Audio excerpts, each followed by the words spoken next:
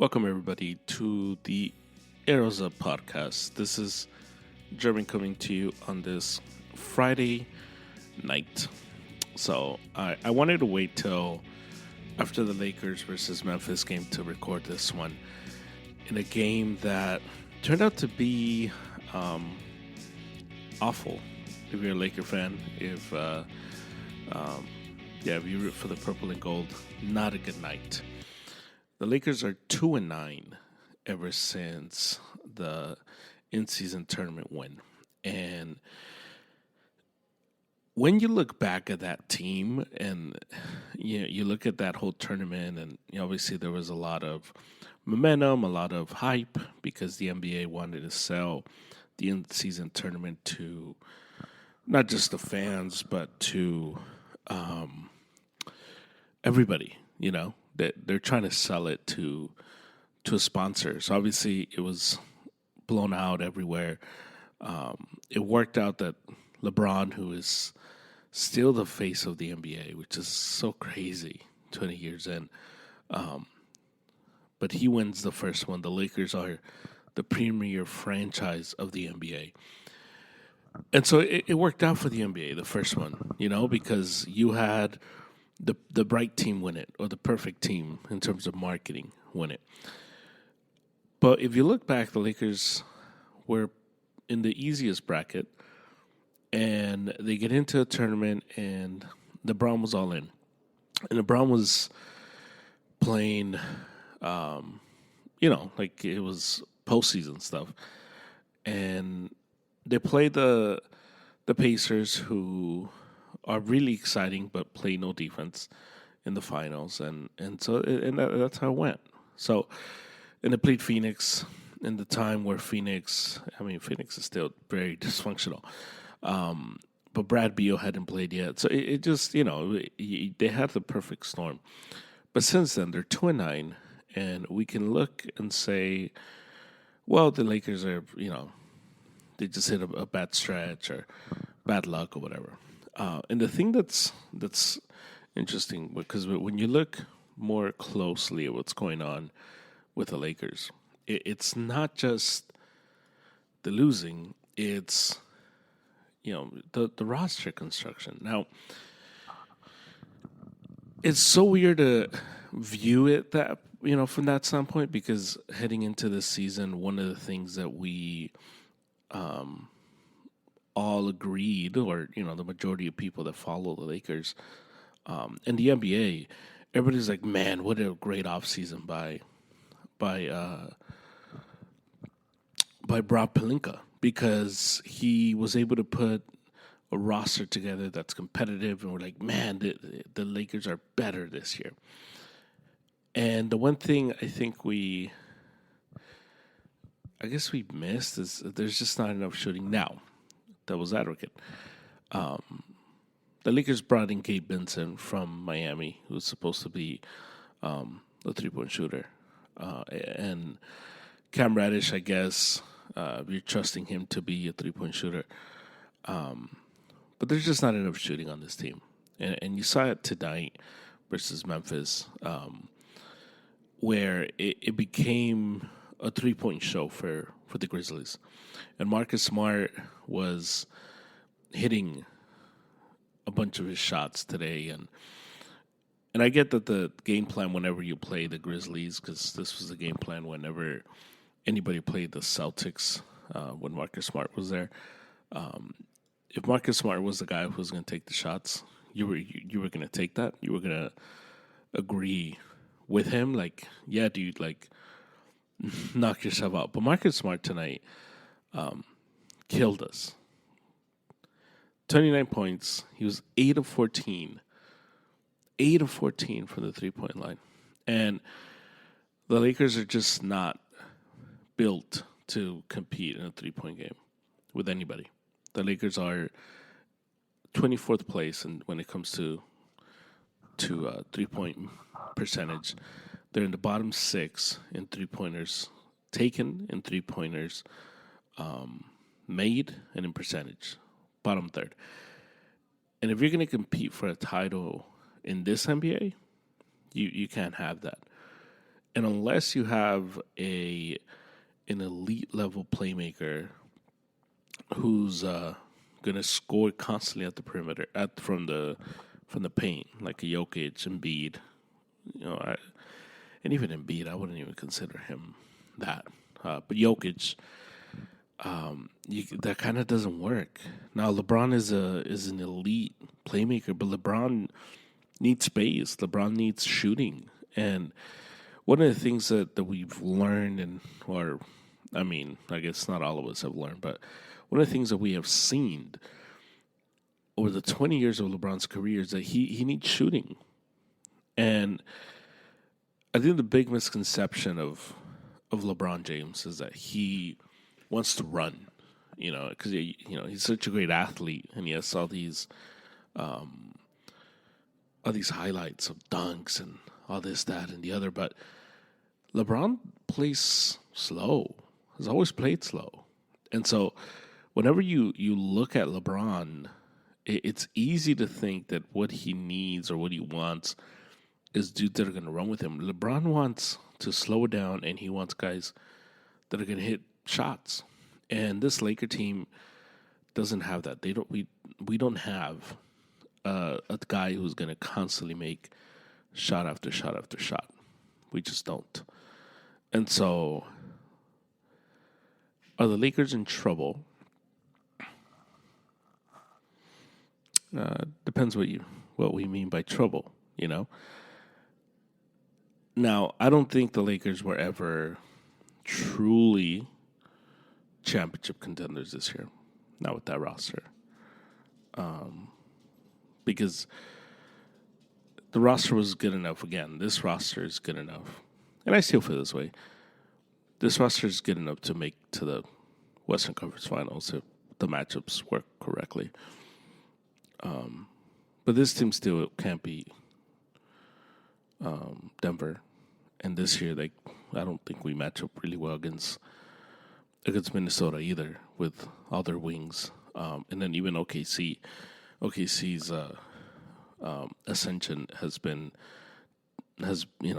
I think made me realize I don't think the Lakers can compete against those guys. Now, the argument for Minnesota is they're still young, and they're prone to do dumb things, just like OKC in the playoffs, and the Lakers are super experienced. But just matchups wise, I just don't see this Laker team competing. Now, the fix is, I guess, to trade D'Angelo Russell, trade Rui, try to get another guy to come in. There's been the floating of Zach LaVine, which I would hate just watching Zach LaVine over the years. Just on one hand, I don't think he's a winning player. On the other hand, you can make the argument, well, he's never been in a winning position. So maybe with LeBron, he can do it, which seems to be what everybody says. Oh, well, with LeBron, will be different. Will it? Will it be different? Because LeBron, even though he's 39, he's still very, very ball dominant. And he still needs the ball quite a lot. And he may not be the point guard, quote unquote, and people may say, oh, well, it's too much on LeBron to be the point guard. But LeBron plays point guard for the Lakers, 80% of the time? So, the Lakers need shooting. That's what they need. And Zach LaVine's a good shooter. Buddy Hield's a good shooter. But the Lakers need shooting. That's what they need. There was the whole drama with Darvin Ham, and there was 6 sources supposedly from the Lakers, probably all players that don't play, that were saying that they're unhappy. They're unhappy with the rotation. Well, guess what? As fans, we're not happy. If the players are wondering what is Darvin Ham doing with the rotations, we're wondering what the hell is Darvin Ham doing with the rotations. I don't think he's a good coach, and I haven't thought he's a good coach for a while. But if the answer is fire him, okay, for who? What's the answer? Because the Lakers, with LeBron James at least, still are going to try to compete to make the playoffs. So once you get to the playoffs, you get that whole notion, oh, well, anything can happen. But if your answer is to fire him, the only guy that works, the only guy that I think could fix this, maybe, is Doc Rivers. Now, I don't know if Doc Rivers would leave ESPN and have, I'm sure he's enjoying life right now, golfing and just calling games, no pressure. So to go from that to like the pressure cooker that is the coach of the Los Angeles Lakers, I don't know if he would want to do that. Now, maybe he would want to coach LeBron, and maybe that would be a big enough incentive. I just don't know what the outs are for this Laker team, because I would like them to go out and get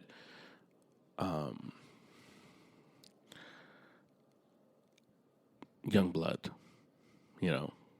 Jonathan Kuminga, who's super unhappy in Golden State. Steve Kerr is like totally. Steve Kerr, he's like Steve Kerr is just like his guy Phil Jackson. Hates rookies, doesn't like to play the young dudes, and he's gonna just stick with his guys, his veteran guys that are washed up, and it just makes no sense. Yesterday, him not playing Kuminga down the stretch made absolutely zero sense. And there's a clip of Kuminga when Jokic hits the buzzer beater, and Kuminga just walks away, just like, dude, whatever.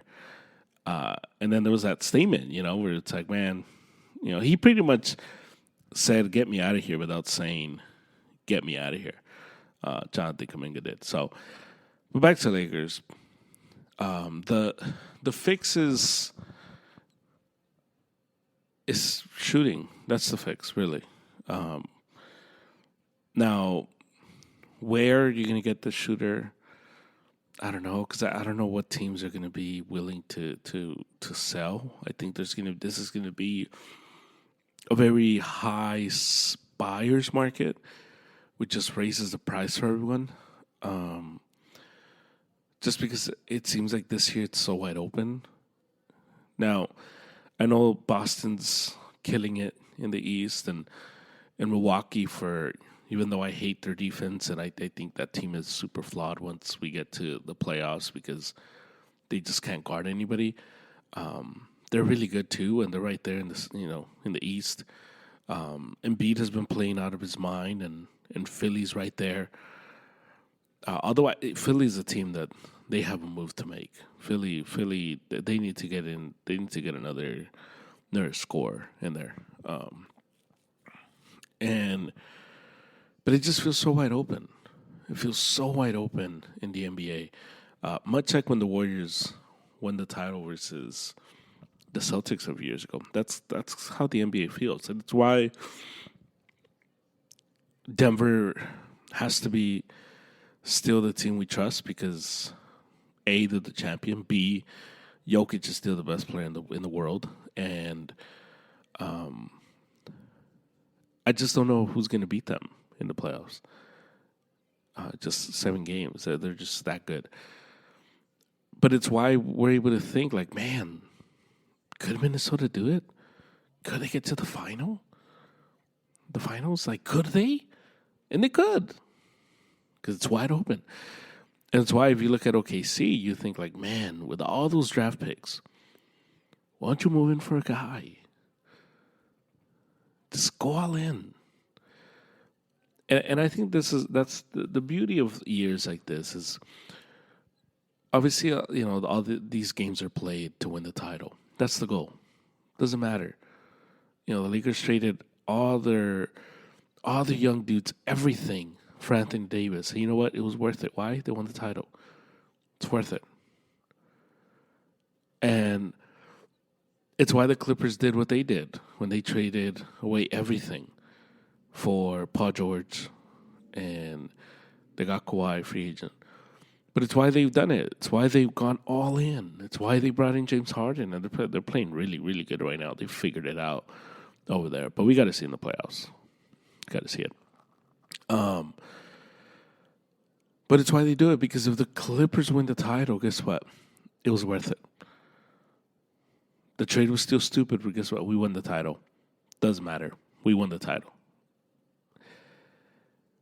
And the funny thing would be if Minnesota were to win the title this year, just like dream with me, think with me here. Not dream with me. That's not my dream. But imagine they win the title and all the crap that we all talked about Rudy Gobert in that trade, it kind of becomes justified just because, well, they won the title. And so what? They won the title. That's it. Everybody shut up, So, yeah, the NBA, this season has been so interesting because of that. You get the really, really good team. Although, look, Boston to me, I give the edge to Denver just because they're the champion. You got the respect of the champion. You have to. But if Porzingis stays healthy, and that's a big if Porzingis stays healthy, they're making the finals. And then it becomes, can they do enough to make Denver completely reliant on Jokic? Because what makes Denver so dangerous, especially in the playoffs, is Jamal Murray can go nuclear at any moment. At any moment in the playoffs, he takes over. And I saw him against my Lakers do that over and over and over and over again. And when he gets going, man, it's just unstoppable. But the Celtics have wings. They have length to throw at him. And can it become a game where it's all on Jokic? And it's why I think the Celtics have a chance. And it's why if you're a team like Minnesota, who matches up really well against the Celtics, they have a chance. Now, that's a team that I think should go after Tyus Jones. Backup point guard. He can back up Conley, save him from Washington. And I just think it would work out there. There's a bunch of teams that should go after Tyus Jones. But I just, because of the way it is this year, I think circling back to Lakers, I just think that it's a wasted opportunity. And trading D'Lo, trading Rui for Zach LaVine, I don't think they would trade for Pascal Siakam. That would make no sense. You know who would make sense for the Lakers?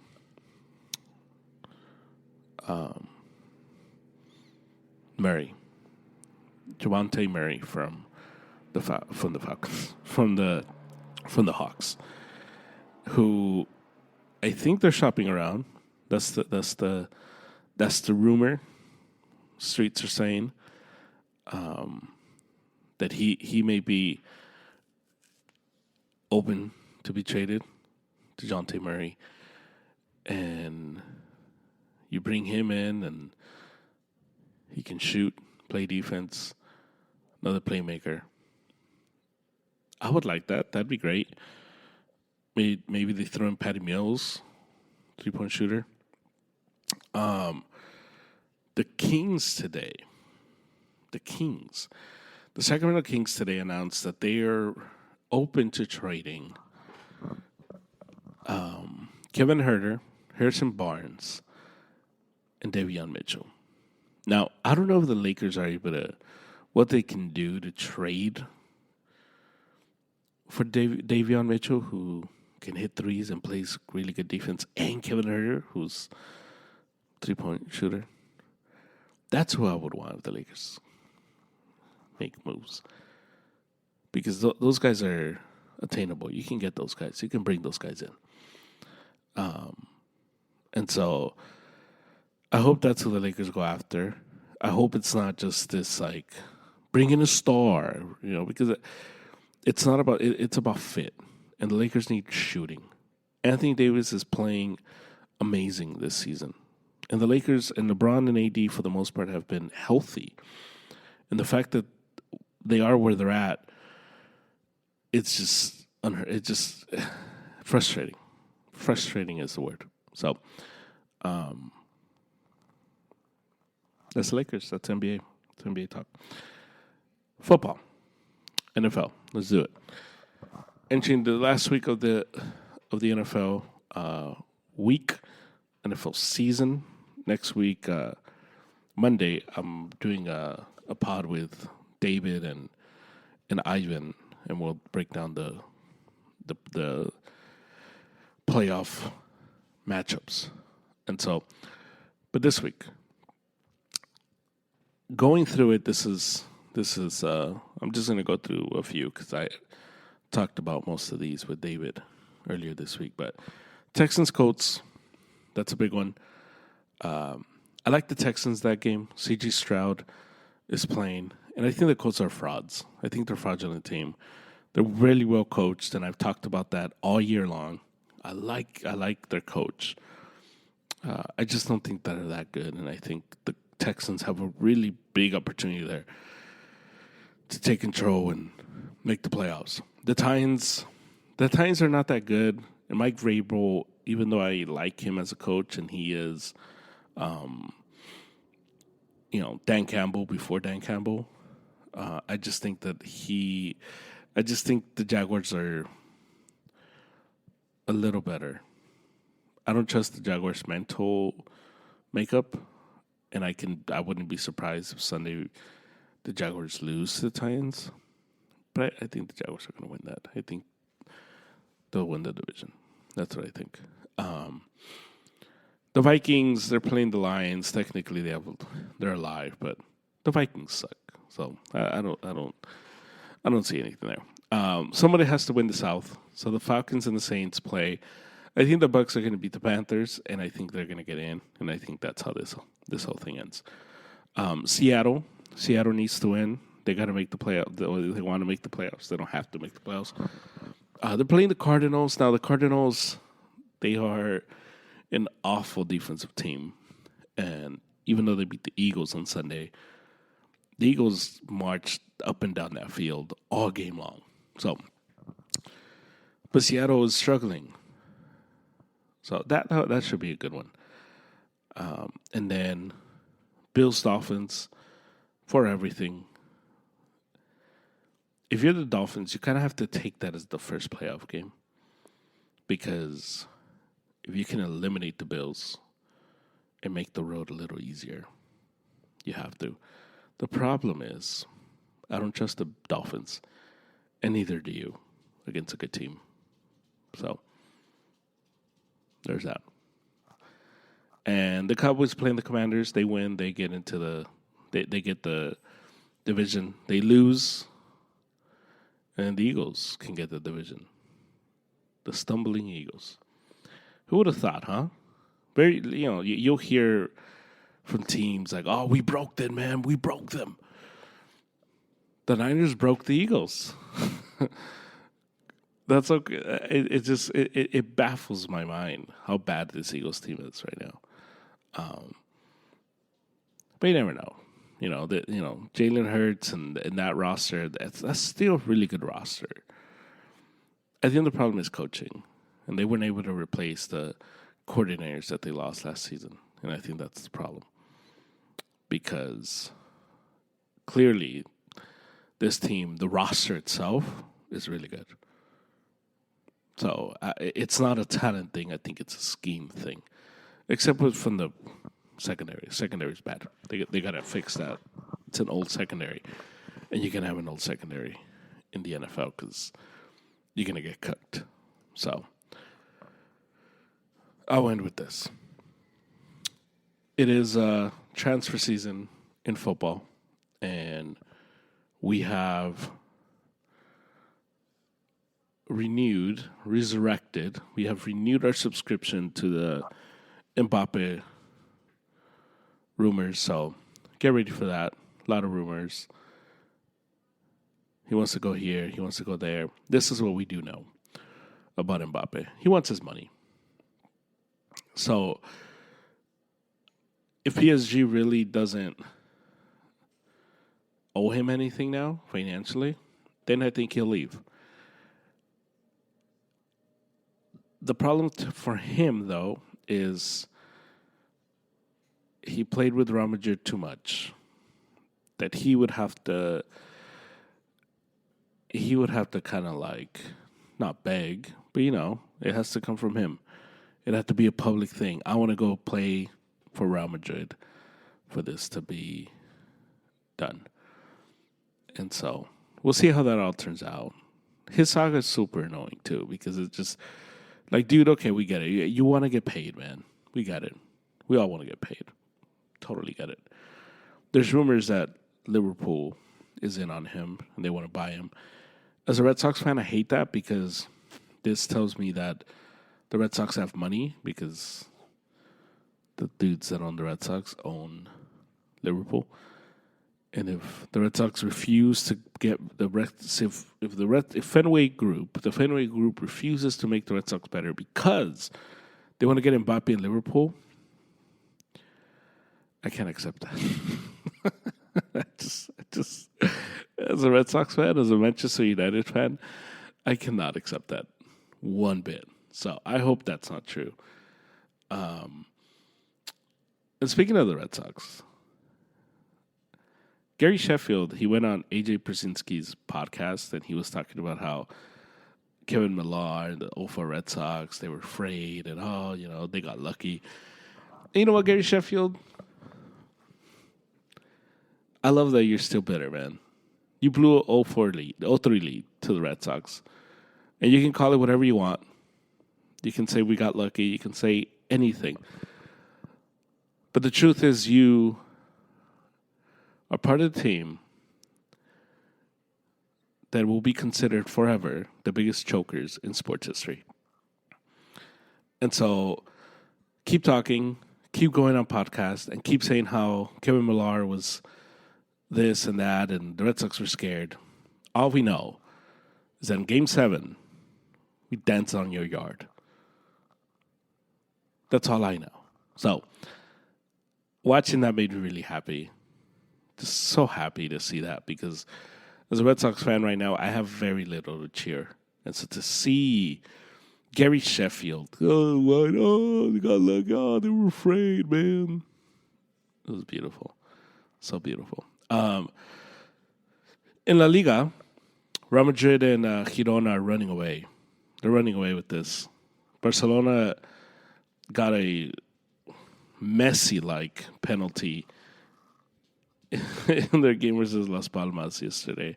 They won 2-1, and they're 7 points away from the top. And if Real Madrid and Girona just keep doing their thing, they're just going to run away. It's going to be a 2-team race for the end. So, and Ten Hag, for the Ten Hag boys, like Manchester United had this big win, huge win versus Aston Villa the day after Christmas. Come from behind. Peter Drury with Poetic. This is what Old Trafford can be. This is what it used to be. And then the next game versus Nottingham Forest, we lose 2-1. And wow. That's Ten Hag Ball right there. Right there. You win an exhilarating game, you show up the next game, flat. So that's Ten Hag. So Manchester United, if you're just going to read stats for me and you're going to just say, oh, well, the standings don't look that bad, I kind of don't want to talk to you about Ten Hag or United, because it's pointless. But United, as currently stands, we're 8th place, 31 points. Liverpool is 45 points. We're 14 points off first place. We are 8 points away from Tottenham to get to the Europa League. And we're 9 from Arsenal, and Arsenal has fallen. Arsenal is struggling right now. But that's where we're at. Our goal difference is -5. -5. So, fought the Ten Hag boys. I don't cuss, so, just, I don't know. Get out of here, Ten Hag boys. Take your coach with you. So, that's where we're at. That's where we're at sports. I kind of just wanted to focus on my teams today. But it's been a cool start to the year. We've done 3 podcasts, and we got more coming. So, thank you for listening. You can listen to the podcast anywhere you get your pods. So please subscribe. Please leave a comment, rate, review, 5 stars, 5 stars. Follow us on Instagram. We're getting very active on the gram. Answer our questions. And let's keep going, man. So, thank you for listening. I hope the Lakers get their act together. And I hope the Niners win the Super Bowl. I hope Ten Hag gets fired. I hope Real Madrid gets... before I close, Benzema left to Saudi Arabia. Got paid Saudi money. Shout out. I think he regrets leaving. I really do. He's miserable over there. And I wonder, with Real Madrid needing a striker, could we get him on a loan back to Madrid? Can we? I want that. Florentino, make it happen. Bring back our guy. Obviously, the dream of dreams would be to bring back Ronaldo. That's the dream of dreams. I don't think that's happening, though. I'm sounding like a Barca fan, huh? Wanting Messi back. But yeah. So, thank you for listening. I hope you have a good weekend. And I'll talk to you Monday night after the national championship game. And we'll talk a little bit about it. Hopefully Harbaugh wins. And I think he's going to the NFL. I think he's either going to go with the Commanders. Here's my prediction. Commanders, Raiders, or Chargers. And the Panthers. David Tepper, man. What a guy. that guy's the worst. Hug a Panthers fan if you know any. But that's where we're at. With sports, thank you for listening. I'll talk to you later. And go Niners.